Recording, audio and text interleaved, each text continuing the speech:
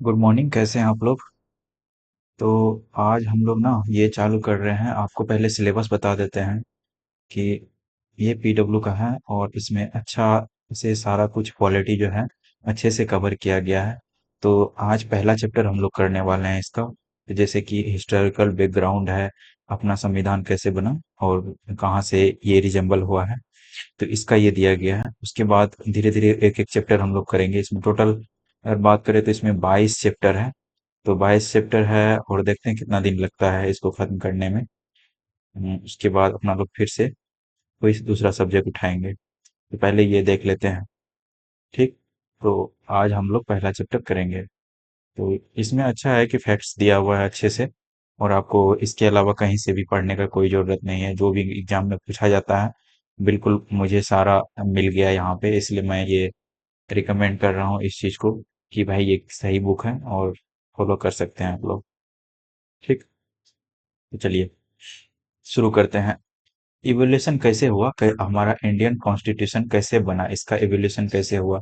तो Indian constitution का evolution जो है, बहुत सारा एक्ट आया था, ब्रिटिश एक्ट आया तो उससे लिया गया है। फिर उसके बाद संविधान सभा बैठा, उसके बाद हम बहुत सारे देशों से हम अपना संविधान को रेटिफाई किए हैं, तो इससे भी बना है। फिर देख लेते हैं ये कहाँ यहाँ क्या कर रहा है। Indian constitution, its origin, acts, policies of the east India company और ब्रिटिश क्राउन।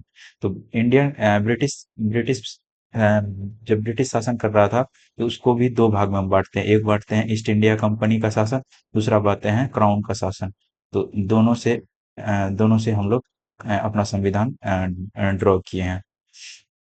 तो it came in the effect, अपना जो संविधान है 26 जनवरी 1950 को बना। और फ्रॉम द एक India transition from a dominion to a, हमारा डोमिनियन स्टेटस तो नहीं था लेकिन यहाँ हम लोग कैसे बने थे, सॉवरेन बने थे, डेमोक्रेटिक रिपब्लिक ये हम बने। भीमराव अंबेडकर एक अच्छा मतलब कि बहुत इंपॉर्टेंट रोल निभाया। चेयरमैन था वो ड्राफ्टिंग कमेटी का जब हमारा संविधान बन रहा था। तो उससे फिर यहाँ पे देखते हैं कॉन्स्टिट्यूशन असेंबली जो था 1900, हाँ, ये असेंबली जो था कॉन्स्टिट्यूंट असेंबली जहाँ पे ये ड्राफ्टिंग कमेटी का हेड थे, वो 1946 से लेकर 49 तक बना हुआ था। इसने बहुत सारा फंक्शन किया अपना संविधान बनाने के लिए। Evolution can be understand in two key periods. ये जो एवोल्यूशन है जो देख सकते हैं कंपनी रूल का और क्राउन रूल का। कंपनी रूल 1858 तक होता है जहाँ पहला विद्रोह हुआ था, और क्राउन रूल 1858 से 1947 तक रहा। और इसमें पूरी तरीके से ब्रिटिश पार्लियामेंट ने हुकूमत किया हम पे। फिर देखते हैं नीचे कैसे इवोल्यूशन हुआ, इसका एक थोड़ा सा छोटा सा रूप देखेंगे। हालांकि हम सारा एक्ट को सही से देखने वाले हैं, पर यहाँ पे एक थोड़ा सा झलक देख लेते हैं। The arrival of British as traders के रूप में जब अराइवल हुआ था 1600 ईस्वी में ब्रिटिश यहाँ आया था। फिर 1765 ईस्वी में इसको दीवानी राइट मिल गया था ईस्ट इंडिया कंपनी को बाय शाह आलम द्वितीय। दीवानी राइट्स का मतलब रेवेन्यू, रेवेन्यू वाला, रेवेन्यू रिसिप्ट, रेवेन्यू कलेक्ट करने का ये सब राइट इसको मिल गया था शाह आलम द्वितीय के द्वारा। फिर आता है 1773 से लेकर 1858 तक कितने एक्ट आए थे ये देखिए। 1773 में रेगुलेटिंग एक्ट आता है। फिर 1781 में आता है एक्ट ऑफ सेटलमेंट। 1784 में पिट्स इंडिया एक्ट आता है जिसने दो भागों में बांटा था। कौन बोर्ड ऑफ डायरेक्टर, कौन बोर्ड ऑफ डायरेक्टर था और कंट्रोल था एक। दो भागों में वहां बटा था। और चार्टर एक्ट तीन ठो आया था। चार्टर एक्ट 1813, फिर 20 साल बाद 1833, फिर 20 साल बाद 1853 में आया था। उसके बाद 1857 में जो हम मतलब पहला विद्रोह हुआ, रिवॉल्ट हुआ 1857 का। उसके बाद कंपनी शासन को हटा दिया गया 1777 से 58 तक जो रूल किया था। और गवर्नमेंट ऑफ इंडिया एक्ट 1858 लाया, और यहाँ से क्राउन का शासन चालू हो गया। फिर 1861 में इंडियन काउंसिल एक्ट आता है। उसके बाद फर्दर एक्सटेंड किया जाता है, ब्रिटिश क्राउन को मजबूत बनाया जाता है इंडिया में। इंडियन काउंसिल एक्ट फिर 1892 आता है। इंडियन काउंसिल एक्ट 1909 आता है। फिर जिसमें 1909 आप जाते हैं इसको बोलते हैं मार्लियामेंटो एक्ट भी बोला जाता है। गवर्नमेंट ऑफ इंडिया एक्ट 1919 आता है जिसको मॉन्टेग्यू चेम्सफोर्ड को बोला जाता है। पढ़ेंगे इस सब के बारे में।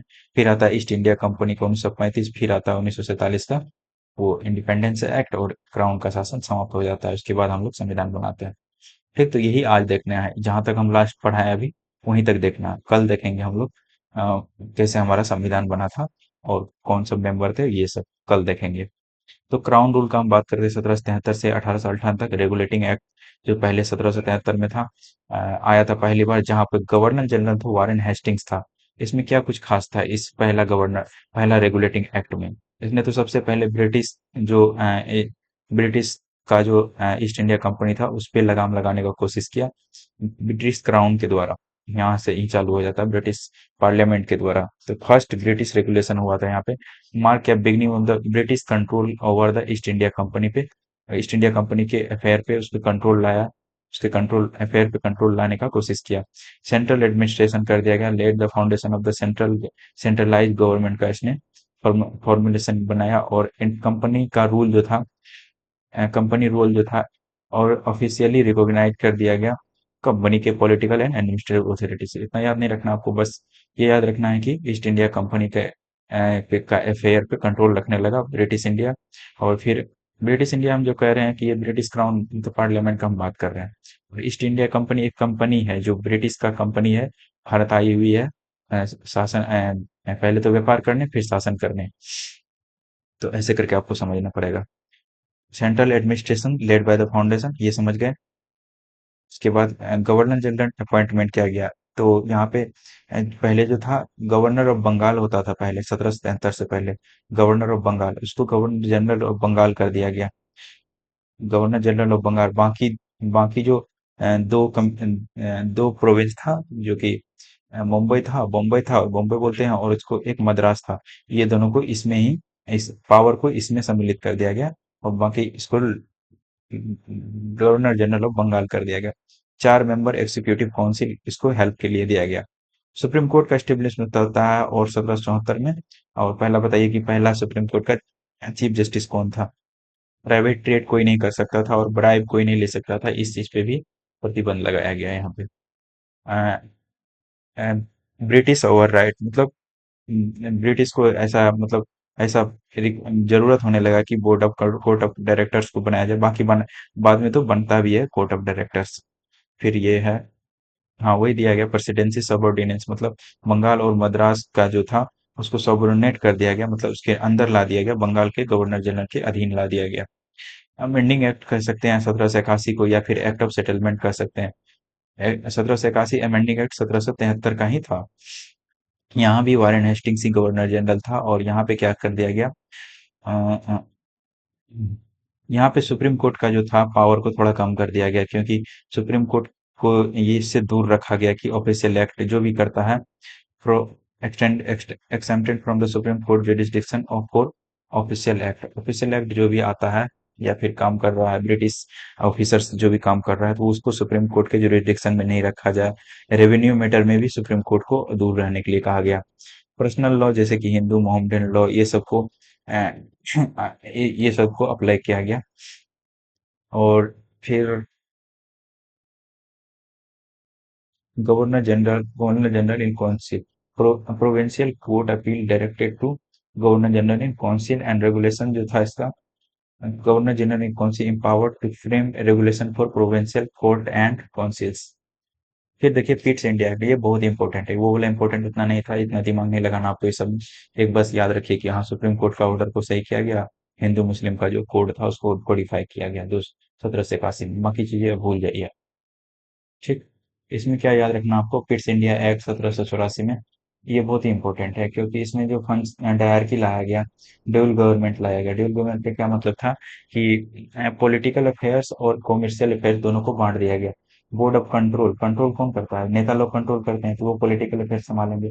बोर्ड ऑफ डायरेक्टर, डायरेक्टर कौन होता है? बोर्ड ऑफ डायरेक्टर, आप बहुत मूवी में सुने होंगे, बोर्ड ऑफ डायरेक्टर बनाया गया। तो वही है, इसी से याद रखिए, कमर्शियल फंक्शन वो परफॉर्म करते थे। ठीक।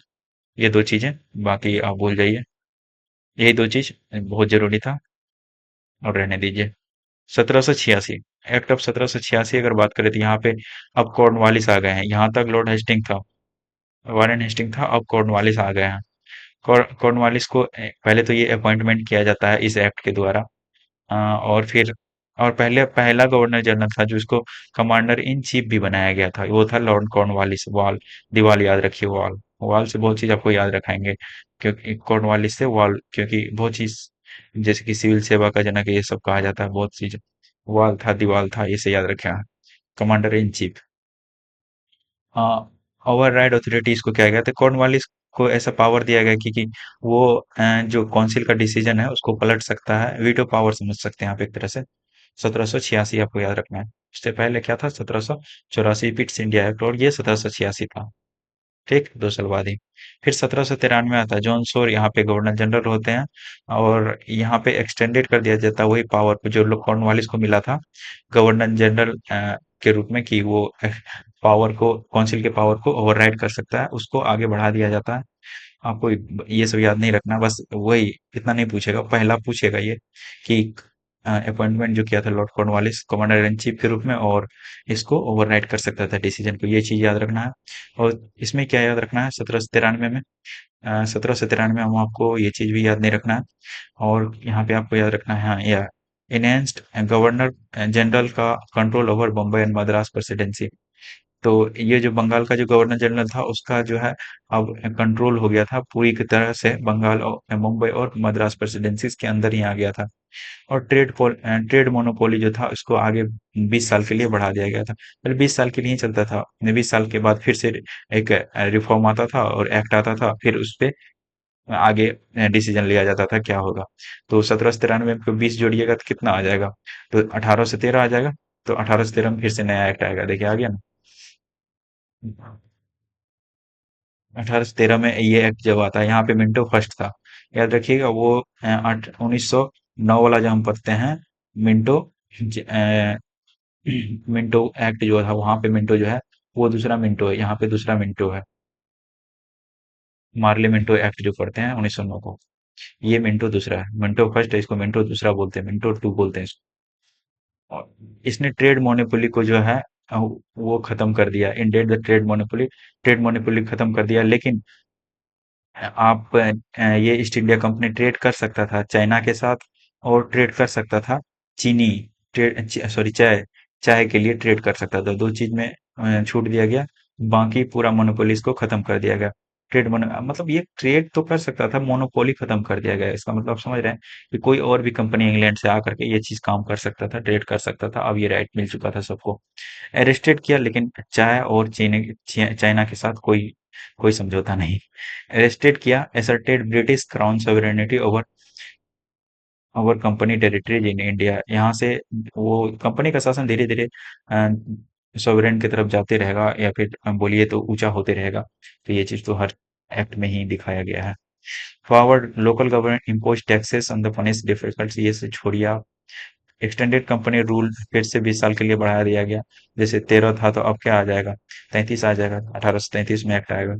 Board of control enhance the power board of control Christian mission, ये चीज आपको याद रखना है। मिशनरी आया था, क्रिश्चियन मिशनरी, ये चीज याद रखना। ये चीज याद रखना, दो चीज आपको इस 1833 का एक्ट से याद रखना है, बाकी सब कुछ भूल जाइए। फिर आता है, हाँ बाकी और नहीं, और तो कुछ है।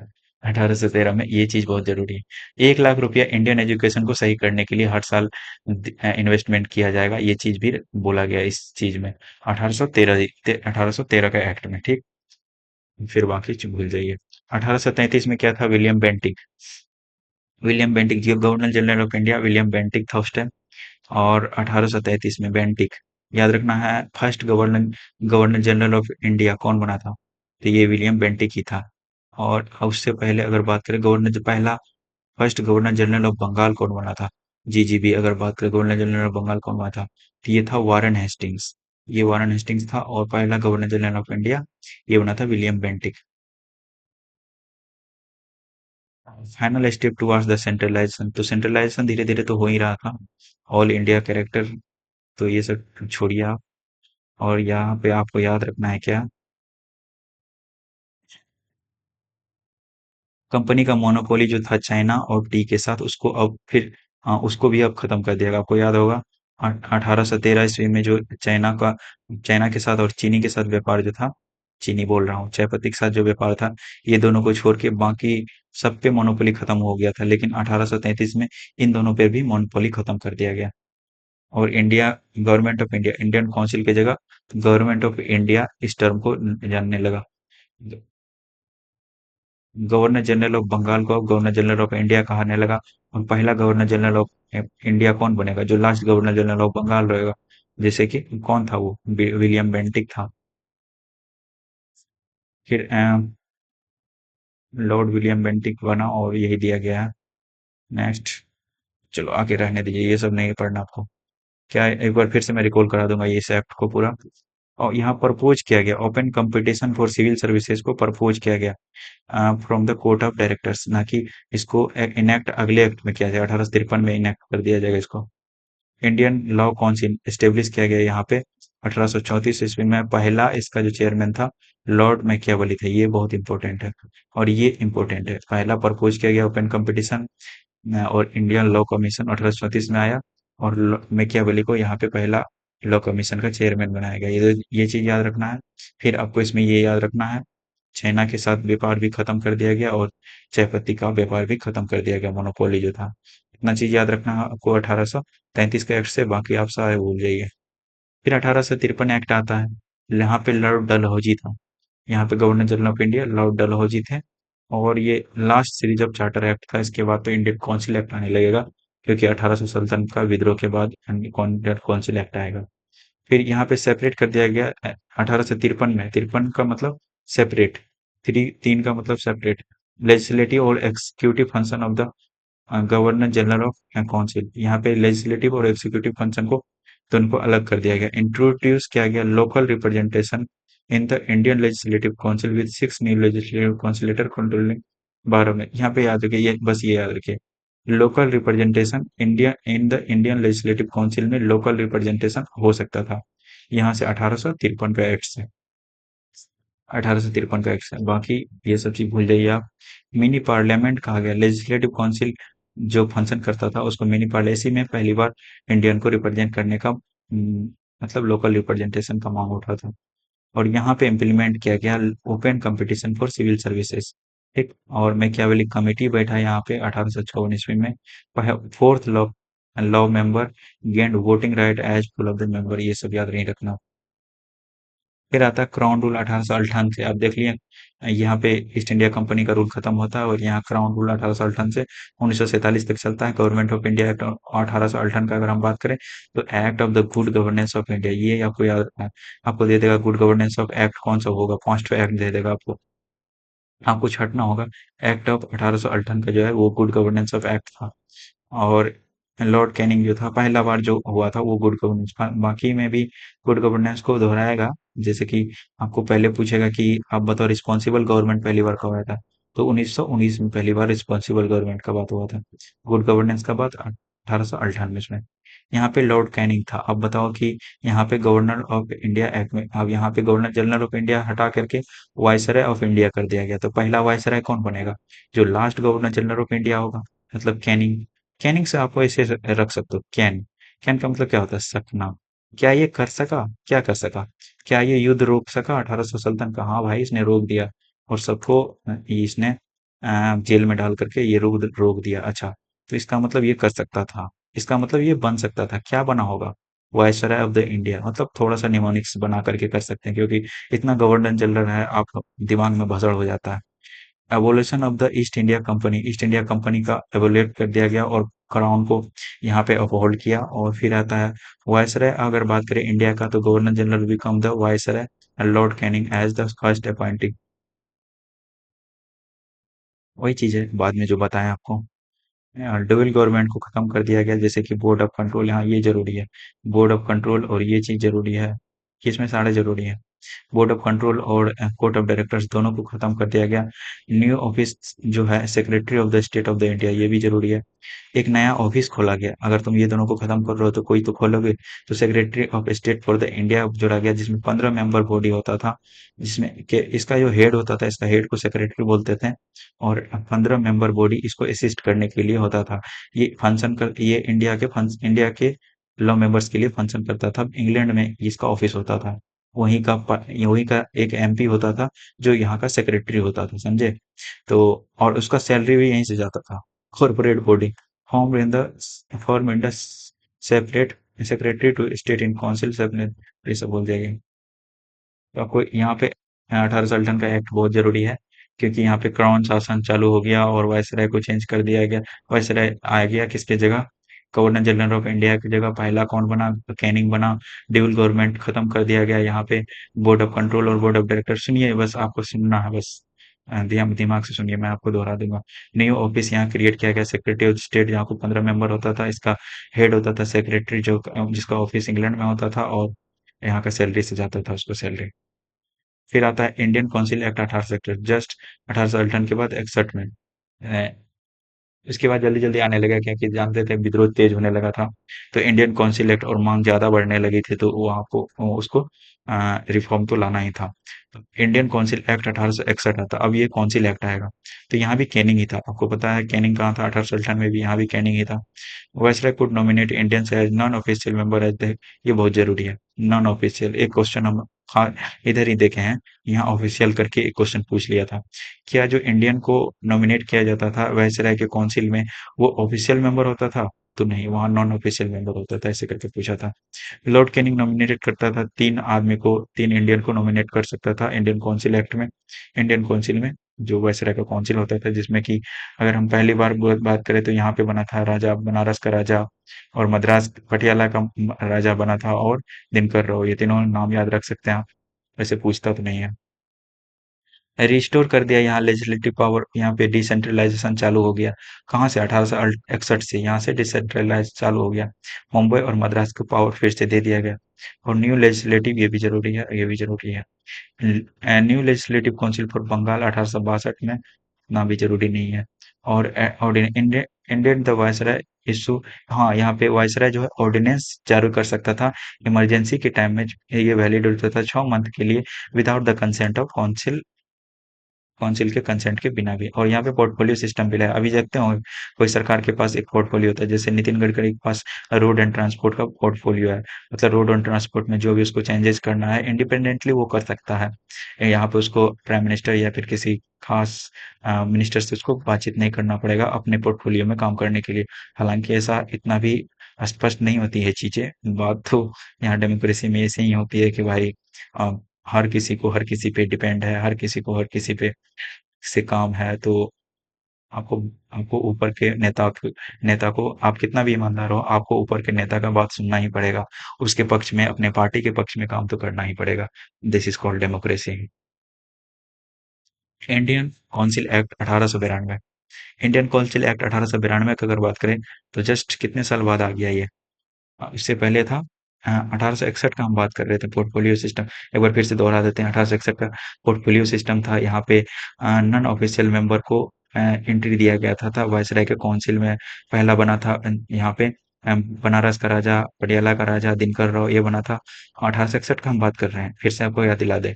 और यहाँ पे मद्रास और बम्बई जो लेजिस्लेटिव पावर था उसको फिर से डिसेंट्रलाइज कर दिया गया, फिर से पावर दे दिया गया उसको। और यहाँ पे अगर बात करें तो ऑर्डिनेंस पावर वायसराय ला सकता था इमरजेंसी के टाइम में, 6 महीना के लिए वैलिड होता था। इतना ही बात आपको 1861 का इंडियन काउंसिल एक्ट में याद रखना है, ठीक। 1862 का, 1892, 1892 का काउंसिल एक्ट के बारे में बात करेंगे। यहाँ पे लैंड्स डाउन यहाँ पे वायसराय थे। और यहाँ पे है वही, इन्होंने इंक्रीज किया गया नॉन ऑफिशियल मेंबर को, इतना भी जरूरी नहीं है। एक्सपेंड किया गया लेजिस्लेटिव काउंसिल, डिस्कस, हाँ यहाँ बजट डिस्कस में पहली बार जो था, power to discuss budget and address question to the executive, ये जरूरी है। और nominated process, non official member were the nominated, ये इतना भी रहे। तो ये उस बजट डिस्कस पूछ सकता है कि पहली बार कब चालू हुआ था, तो बजट का डिस्कशन का पावर मिला था, लेजिस्लेटिव काउंसिल दिया था इस पावर को। और एड्रेस क्वेश्चन, क्वेश्चन एड्रेस करने का to the executive. Budget discuss, बात इतना एक टर्म याद रखिए, बजट डिस्कस, 2 वर्ड 1892 ऐसे करके 92 याद रखिए, दो है दो। तो ये एक याद रखिए बजट, दूसरा डिस्कस, दो चीज, बजट डिस्कस 1892। ये नोमिनिक्स हो गया आपके लिए, खत्म। आगे बढ़िए, इससे ज्यादा पूछेगा नहीं। इनडायरेक्ट इलेक्शन, दो चीज ये भी याद से रख सकते हैं। 1892, इनडायरेक्ट इलेक्शन, दो चीज 1800, एक तो इनडायरेक्ट इलेक्शन, दो चीजें, और बाकी भूल जाइए। हाँ, तो ये इनडायरेक्ट इलेक्शन किसके लिए था, ये समझ लिया लीजिए आप। इनडायरेक्ट इलेक्शन वो चीज के लिए, उसके लिए था जो कि नॉमिनेटेड हो रहा था अनऑफिशियल मेंबरी लेजिस्लेटिव काउंसिल में, उसके लिए इनडायरेक्ट इलेक्शन एक तरह से लाया गया था, जो नॉमिनेटेड हो रहा था। तो इंडियन काउंसिल एक्ट 1919 बहुत ही ज्यादा इंपॉर्टेंट है ये। मार्ले मिंटो रिफॉर्म बोलते हैं इसको, जो कि मार्ले सेक्रेटरी था, मिंटो यहाँ का जो था गवर्नर जनरल था। गवर्नर जनरल तो नहीं, अब वायसराय बोला जा रहा है, तो वायसराय था। मिंटो टू भी कहा जाता है इसको, क्योंकि आपको पता है मिंटो वन कहाँ पे था? 1813 ईस्वी का जो था मिंटो ही था वहां पे। लेजिस्लेटिव काउंसिल में था 1817 का, आपको याद दिला क्या सब था आपको बताइए। यहाँ पे आपको बताना पड़ेगा कि क्या सब यहाँ पे प्रोविजंस था 1813 का। भूल गए ना? तो यहाँ पे देखिए, इंडिकेट कर दिया गया ट्रेड मोनोपोली। यहाँ पे चाइना और चीन के चाय पत्ती के साथ जो व्यापार था वो दोनों छोड़ के बाकी ये खत्म कर दिया गया था। और फिर यहाँ पे था सॉवेरेनिटी इम्पोज टैक्सेस 20 साल के लिए बढ़ा गया था। और मिशनरी जो आया था, क्रिश्चियन मिशनरी आने लगा था, बॉर्डर कंट्रोल को ज्यादा पावर मिला था। यही था 1813। ठीक। 1909 में देखते हैं हम, ये जो था आप पढ़ दिए आपको। यहाँ पे लेजिस्लेटिव काउंसिल मेंबर को इंक्रीज कर दिया 16 से लेके 60 तक। एक बड़ा बदलाव हुआ था, तो आपको याद रखना चाहिए। 16 से लेके 60 कर दिया था, बहुत ज्यादा बदलाव कर दिया था, मेंबरशिप इंक्रीज कर दिया था लेजिस्लेटिव काउंसिल में। और फिर नीचे आ रहा है non official official provincial council तो allowed non official majority membership rate. ये सब नहीं याद रखना आपको। हाँ, या सप्लीमेंट्री क्वेश्चन, बस इतना याद रखिए आपको। 1909 में सप्लीमेंट्री क्वेश्चन अगर आपको पूछ दे बजट डिस्कस, तो दो दो वर्ड कहाँ हुआ, ये आपको याद रखने बोले थे, तो यहाँ पे। और सप्लीमेंट्री क्वेश्चन यहाँ भी आपको हम बोल रहे हैं, दो क्वेश्चन याद रखिए। सप्लीमेंट्री क्वेश्चन, दो वर्ड याद रखिए, सप्लीमेंट्री क्वेश्चन। 1909 ये पूछता है सप्लीमेंट्री, मतलब बजट के डिस्कशन में सप्लीमेंट्री क्वेश्चन आप पूछ सकते थे, यही कहना चाह रहे हैं। Father of communal rail operate क्यों कहा जा रहा है इसको? क्योंकि यहाँ पे ही पहली बार इंट्रोड्यूस किया गया था मुस्लिम के लिए अलग वोट बैंक बनाया जाए, मतलब मुस्लिम के क्षेत्र में सिर्फ मुस्लिम खड़ा हो। और मुस्लिम तो खड़ा हो ही, और उसको वोट भी सिर्फ मुस्लिम दो, कोई हिंदू वोट ना दे। इसी को बोलते हैं कम्युनलिज्म इलेक्टोरेट। तो इसको सेपरेट इलेक्टोरेट बोलते हैं, इसको कम्युनलिज्म के आधार पर दिया गया था। तो फादर ऑफ कम्युनिज्म इलेक्टोरेट जो मिंटो को बोला जाता है, याद रखिएगा। रिप्रेजेंटेशन क्या था इसमें? पहला इंडियन सत्येंद्र प्रसाद सिन्हा जो था, पहला इंडियन जो सत्येंद्र एसपी सिन्हा बोलते हैं इसको, अपॉइंट हुआ था वायसराय के काउंसिल एग्जीक्यूटिव। आपको पता है ना कि ये वायसराय के काउंसिल एग्जीक्यूटिव में पहले से ही मेंबर आ सकते थे, और यहाँ पे पहली बार जो हुआ था वो सत्येंद्र प्रसाद सिन्हा को अपॉइंट किया गया था। सेपरेट रिप्रेजेंटेशन फॉर पब्लिक, यहाँ पे separate representative for presidency corporation chamber of the commerce, ये सब नहीं याद रखना, बस एसपी सिन्हा के लिए पहला वायसराय काउंसिल यहाँ आया था बस। फिर 1909 के बाद 1919 का आता है एमसी एमसी रिफॉर्म बोलते हैं इसको, मॉन्टेग्यू चेम्सफोर्ड रिफॉर्म बोलते हैं। यहाँ पे लॉर्ड चेम्सफोर्ड जो था पहला वायसराय था। उसके बाद जो है, देखिए, इसका ऑब्जेक्टिव रिस्पॉन्सिबल गवर्नमेंट पहली बार आ गया ना, रिस्पॉन्सिबल गवर्नमेंट। और आपसे अगर हम पूछ दे सुशासन मतलब गुड गवर्नेंस कहाँ पे था, तो 1898 का एक्ट में था गुड गवर्नेंस। रिस्पॉन्सिबल गवर्नमेंट 1919 में था। क्लासिफिकेशन ऑफ सब्जेक्ट्स का अगर बात करें तो यहाँ पे जो है डिवाइड किया गया था सेंट्रल और प्रोविंशियल सब्जेक्ट में, और under the devolution rules. Central और प्रोविंशियल सब्जेक्ट, और प्रोविंशियल सब्जेक्ट को भी दो भाग में बांट दिया गया था, इसीलिए डायरकी बोलते हैं। प्रोविंशियल सब्जेक्ट को दो भागों में and reserve and transfer, reserve रखा गया था गवर्नर जनरल के गवर्नर जनरल के अंदर, और ट्रांसफर सब्जेक्ट को रखा गया था लेजिस्लेटिव काउंसिल के अंदर। समझ में आया? और फिर यहाँ पे लेजिस्लेटिव काउंसिल, लेजिस्लेटिव स्ट्रक्चर, जो प्रिंसली कह रहा हूँ, जो कुछ स्टेट था, जैसे कि 6 स्टेट था यहाँ पे, जिसको कि बाइकैमरलिज्म, बैक अपर हाउस यहाँ पे नहीं है, वो 1935 में है। यहाँ पे है legislative structure replace the Indian legislative council जो चल रहा था, उसको बाय कैमरलिज्म कर दिया गया। अपर हाउस और लोअर हाउस, अपर हाउस जैसे कि काउंसिल ऑफ स्टेट जो अभी भी होता है, लोअर हाउस जो कि जिसको राज्यसभा बोलते हैं, अपर हाउस को लेजिस्लेटिव हाउस को लोकसभा बोलते हैं, लेजिस्लेटिव असेंबली होता है। इस ये चीज का इंट्रोडक्शन 1919 में हुआ था, याद रखिएगा आप चीज। 1919 में। और इंडियन रिप्रेजेंटेशन का अगर बात करें तो 3 इंडियन मेंबर्स, जो कि वायसराय के एग्जीक्यूटिव काउंसिल में मैं कमांडर इन चीफ वो नहीं बन सकता था, लेकिन 3 ठो आदमी को बैठाया गया था वायसराय के एग्जीक्यूटिव काउंसिल। हालांकि ये तो पहले से ही चल रहा था। सत्येंद्र प्रसाद सिन्हा पहला बना था एग्जीक्यूटिव काउंसिल में, बढ़ा था एज ए लॉ मेंबर। तो इलेक्टोरल रिफॉर्म का बात करें तो एक्सटेंडेड कर दिया इलेक्टोरल रिफॉर्म। पहला तो कम्युनलिज्म के मिंटो वाला आया था, उसको आगे ये बढ़ा दिया। वहां तो सिर्फ मुस्लिम के लिए था, यहाँ सिख के लिए भी वही काम कर दिया, क्रिश्चियन के लिए भी, एंग्लो इंडियन के लिए भी, यूरोपियंस के लिए भी। फ्रेंचाइज लिमिटेड फॉर प्रॉपर्टी, जिसके पास ज्यादा प्रॉपर्टी टैक्स या है एजुकेशनल एरिया, तो कितना लेयर में बांटना चाह रहा था इंडिया को। ये थोड़ा बड़ा है, आपको थोड़ा धैर्य धारण करना पड़ेगा। फाइनेंशियल ऑटोनॉमी का बात करें तो यहाँ पे provincial budget from the central budget separate किया गया है। यहाँ पे प्रोविंस के बजट को सेंटर के बजट से अलग कर दिया गया। तो बस याद रखना है कि प्रोविंस को सेंटर से अलग कर दिया गया बजट के मामले में। ठीक है। और फिर हाई कमिश्नर फॉर इंडिया, इसको स्टेब्लिश किया गया लंदन में। High commissioner for India London में इसको स्टेब्लिश किया गया। इसको सर्टेन फंक्शन दिया गया from the secretary of the state of India. Secretary जो पहले से ही बना हुआ था 18 से, उसके द्वारा इसको कुछ फंक्शन करने के लिए दिया जाता था। इंडियन सर्विस रिक्रूटमेंट, पहली बार जो है ये एस्टेब्लिश हुआ। पब्लिक सर्विस कमीशन कब? It provide establishment public service commission 1926 ईस्वी में, एंड दस the central public service commission establish हुआ 1926 में, इसी एक्ट से हुआ था। याद रखना है ये सब चीज। 1919 का हम एक्ट पर पढ़ रहे हैं। चैम्बर ऑफ प्रिंसेस, ये बस इतना याद रखिए अब, चैम्बर ऑफ प्रिंसेस का स्टेब्लिश हुआ था 1919 में, बाकी भूल जाइए। फ्यूचर रिव्यू, हाँ यहाँ पे ये भी बात हुआ था कि हम जो भी एक्ट ला रहे हैं इसका रिव्यू करने के लिए हर 10 साल बाद एक कमेटी बैठा जाएगा। और 1919 का जो रिफॉर्म था उसको बैठने के लिए 1929 में आना था। 1929 में एक कमीशन बैठना था, लेकिन 1927 में भी 2 साल पहले 1927 में एक कमीशन बैठा जिसका नाम था सेवन कमीशन। और इसका कंपोजिशन अगर बोले तो टोटल इसमें 7 मेंबर थे, सातों के सातों वाइट थे। यही कारण जो है यहाँ पे लोग भड़क गए नेता, क्योंकि हम तुम मेरा रिव्यू करने के लिए आए हो और तुम वाइट बन के आए हो, जबकि मेरा कोई लोग ही नहीं है उसमें, कोई इंडियंस ही नहीं है। तो एक तरह से ये एक बड़ा मुद्दा हो गया था। जॉन सैमन इसका अध्यक्ष थे। और appointed by the British government, composed entirely in the British member. की प्रपोजल इसका 1930 इसमें इसने रिपोर्ट दिया। इसमें क्या दिया था? एबॉलिश कर दीजिए डायरकी को, जो कि कर दिया गया 1935 का एक्ट से। और इसने कहा कि responsible government in provinces, provinces में एक रिस्पॉन्सिबल गवर्नमेंट का स्टेब्लिशमेंट हो।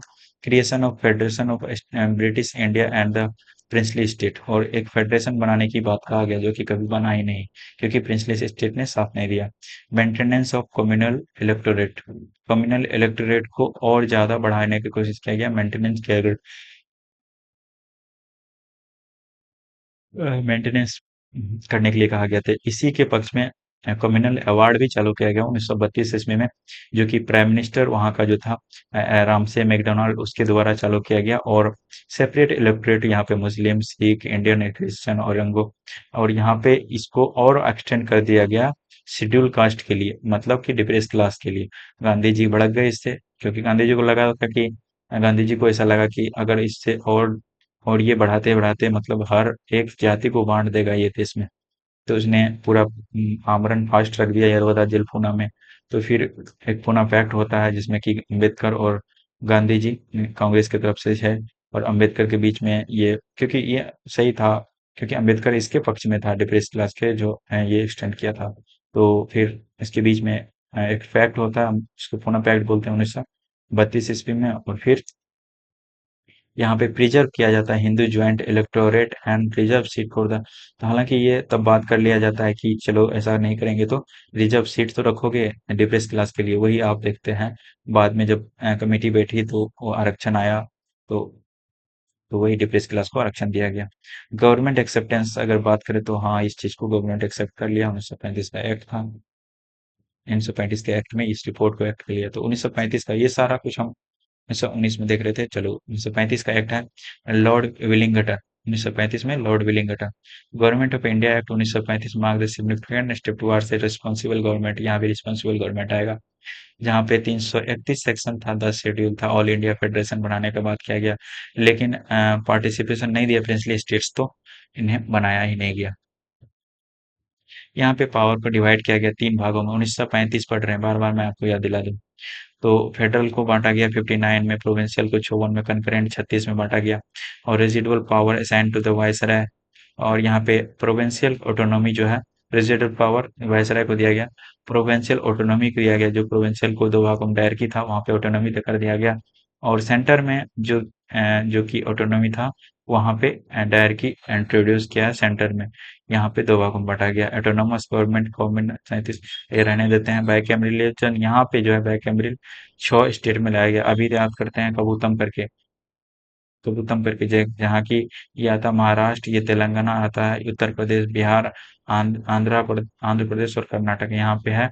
6 स्टेट में अभी बाइकैमरलिज्म है, लेकिन उस टाइम भी 6 जगह पे था।